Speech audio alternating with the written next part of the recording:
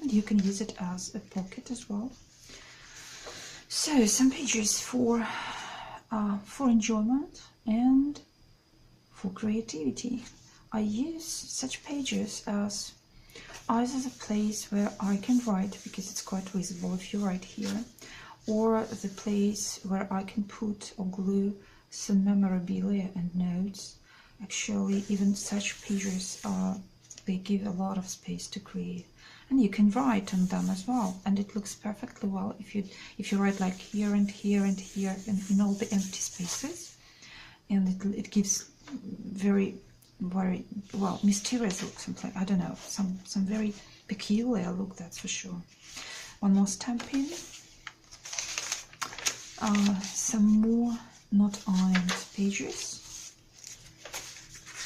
where you can write and draw, because I find drawing on top of print or on top of text or on top of some design or pattern very beautiful. In fact, this is one more pocket with some more pieces of something to write. This is stamp, this is natural dry pressed grass from my garden, and this is a fence made of gesso or texture paste, but it's quite liquid, you know.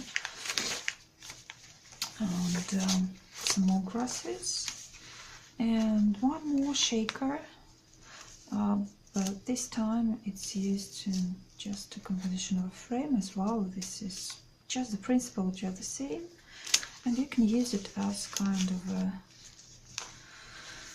holder to put, and I used it to put in some more pieces to write on. And this is also a piece with pressed glass plant.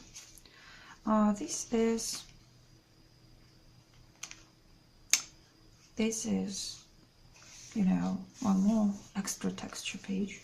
Actually, this is the envelope page, and it has a very interesting thing in it. It's also a chip. I made it myself. This is another plastic chip. You can see some it looks like that, you know. And on the one side you can see the leaf, which is fixed, and on the other side you can see the leaf with all the covers and so on. So one of the sides is flat and smooth, the other is rough and quite pleasant. So you can see it here as well. And you know, cardboard, corrugated, and some gesso, stuff like that, die cuts, right? And actually it's an insert, and you can put something here. And yes, I started to leave loose ends of all the strings, of all the of all my stitches, to give it an extra grungy feel. This is stenciled, gessoed and stamped, and you can see the date when I created this particular page. It was 2017 actually. So this is the arrangement of something that is absolutely new, like this one and this one, and something that has been waiting for its time for 2 years now, well, a year and a half at least. Okay, some more empty pages. You may wonder what you can do with stuff like that. It's simple. You can glue something on it or staple something on it and use it as kind of just a holder. Okay, this one is a doily made of natural handmade paper with silk fiber, and then I tea-dyed it to match the general style as well. One more pressed weed, and one more pressed weed. And this is actually a bag, so you can untie the top of it, and it can be used as a secret space for a very personal reminiscence or very personal things that you wouldn't like to share with everybody. So it takes time to untie. And there is some card inside. So here is the first composition, which says, "Forever rejoice and be inspired." The second is quite interesting as well. It's quite, you know, I would say it laconic, but not exactly. It has my personal chip as well. I mean, not personal, but I made it myself. Made it from of natural clay, and it has a texture because it has imprinted piece of grass in it. And actually this is let me see. Thyme. Yeah, it's thyme, and a little bit of a piece of thyme that I grow in my garden. And I usually gather thyme in the woods as well, and then I painted that. And you can see one more bag transformed into a page. So this is the tag, made of like different techniques, with different techniques. And this is one more piece of pergamon. So once again, it's not heat embossed. There is no embossing powder here. It's just vellum that is embossed by hand. Every single pattern is embossed by hand. And now it has a new home. I decided that instead of lying somewhere in the dark, it can be. But this one is it's about maybe 5 years old. Yes. So one more hand-drawn picture of, probably it's lavender. Yeah, it's kind of lavender and gesso and stamping. As this is supposed to be a very textural and sense-provoking, sensitive, probably sensitive impressions. I'm not sure. Provoking journal.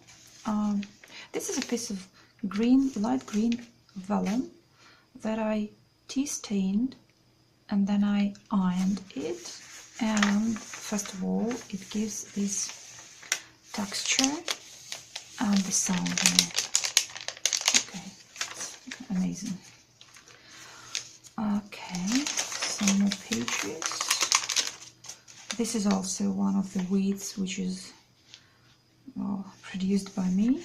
I drew it myself, and that was okay. Flap. This is the flap made of envelope. You can actually color it yourself or leave it as it is. And you can see a piece of old book, botanical book, and some more pages to write on. This one is the second part of the envelope page. Okay, and this one is one more composition about, this time it's about bags, natural paper, cotton lace, one more type of Chinese natural paper. It's absolutely different in texture. So just the same principle of everything that can be touched or heard. This is actually the insert for different notes. This is the natural pressed flower from my garden, and this is a piece of felt. It's a felt pad, so you can touch it and it's natural, really. Okay, some more hand-drawn picture. Dolly lace. Okay. And some leaves. Oh, you see this beauty? Yeah, it's fun. And you can see this is one more page.